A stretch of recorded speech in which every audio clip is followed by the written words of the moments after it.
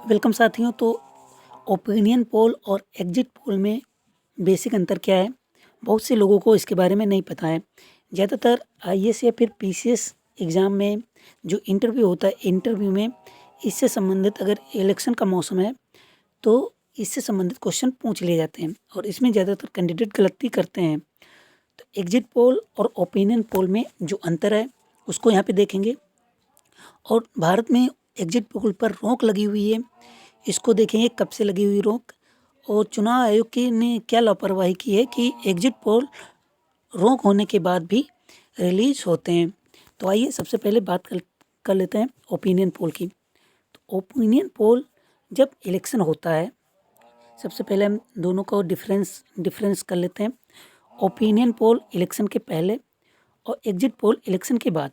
मगर यहाँ पे अंतर यह है कि एग्जिट पोल इलेक्शन के आधे घंटे बाद, ठीक है, 30 मिनट बाद आप एग्जिट पोल पे रिव्यू लोगों के ले सकते हैं। ये न्यूज़ चैनल को गाइडलाइन है सरकार के जो चुनाव आयोग के जो कार्यप्रणाली उसके अनुसार। और यहाँ पे ओपिनियन पोल की अगर बात करें तो ओपिनियन पोल पहले होता है एग्जाम जो इलेक्शन के पहले ओपिनियन पोल होता है। कुछ दिन पहले चुनाव आयोग इस पर रोक लगा देता है। तो ये तो ओपिनियन पोल का हो गया। और एग्जिट पोल इलेक्शन के बाद आधे घंटे के बाद। तो भारत में एग्जिट पोल कब से रोक है इसके बारे में देखेंगे। तो ओपिनियन पोल में आप समझ रहे हैं कि ओपिनियन पोल का इफेक्ट क्या पड़ता है। कभी कभी इस पे बैन करने के लिए कई राजनीतिक दल, यहाँ तक कहें कि सभी राजनीतिक दल इस पे आपत्ति जता चुके हैं, क्योंकि इसमें जो है आंकड़ों को घटा बढ़ा के दिखाया जाता है, जो कि कैंडिडेट को हारना या फिर जीतना उसी ओपिनियन पोल पे निर्भर करता है। आपको बता दें, हम 100 में से आप 30% लोग पहले से मन बना लेते हैं कि हम किसको वोट करेंगे, और 40% लोग जिस तरफ लोग जीत रहे होते उस तरफ वोट करते हैं, ठीक है। और 30% वोट वो अपने व्यक्तित्व उसके पार्टी के को देख कर करते हैं।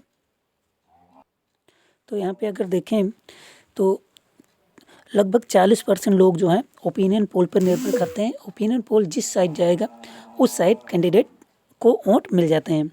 तो इस वजह से सभी राजनीतिक पार्टियां इस पर रोक लगाने की कोशिश करती हैं, और हालांकि इस पर अभी तक रोक नहीं लगी। 1998 से रोक लगाने की मांग बाकायदा चल रही है, मगर अभी तक रोक नहीं लगी। तो आइए देख लेते हैं एग्जिट पोल के बारे में। तो एग्जिट पोल में हालांकि इसमें दिक्कत नहीं होती है कि कैंडिडेट को वोट पड़ चुका है, उसके बाद कैंडिडेट ने किसको वोट दिया इसके बारे में जो न्यूज़ चैनल्स हैं रिव्यू लेते हैं, जो सभी मतदाताओं से। तो इसमें दिक्कत ये होती है कि लोग कहते हैं कि हमारे मतलब व्यक्तिगत चुनाव जो है, व्यक्तिगत स्वतंत्रता है जो चुनाव में वोट करने का, तो और अपना जो निजी मामला है उसको हम सार्वजनिक रूप से नहीं दिखाना चाहते, व्यक्तिगत मामला होता है। तो इसमें जो है व्यक्ति की जो बना होता है कि हम किसी चीज़ को इसके बारे में नहीं बताएंगे कि मैंने किसको वोट दिया है, तो वो जो है यहाँ पे रिलीज़ हो जाता है न्यूज़ चैनल के माध्यम से, और वो लोग इंटरव्यू में सभी लोगों से पूछ लेते कि आपने किस पार्टी को वोट किया है। जो कि व्यक्तिगत मामला होना चाहिए, उसको सभी को डिक्लेयर नहीं करना चाहिए, ठीक है। तो इस वजह से एग्जिट पोल पे भी विवाद लगे रहते हैं। तो अब बात कर लेते हैं एग्जिट पोल बैन है कब से। हालांकि ओपिनियन पोल नहीं है, चुनाव आयोग ने 2008 से पहले कहा था, सरकार को गाइड किया था कि आप कानून बनाइए एग्जिट पोल और ओपिनियन पोल को बैन करें या फिर इसको प्रतिबंधित करें, और या फिर इसके लिए कोई ऐसी एजेंसी बनाएं जो कि इसको जो है रेगुलेट कर सकें, ठीक है, इस पर निगरानी रख सकें। तो अब जिसकी सरकार होती कानून वही बनाएगा, और वो जो है अपना बुरा कतई नहीं सोचता। इसलिए इन्होंने क्या किया, ओपिनियन पोल को ना करके केवल एग्जिट पोल को बैन कर दिया, ठीक है। जन प्रतिनिधित्व अधिनियम, ठीक है,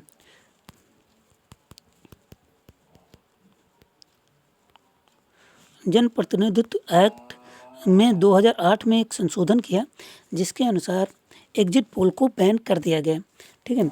और इस पे जो है भारत सरकार के द्वारा कानून बनाकर इसे बैन कर दिया गया।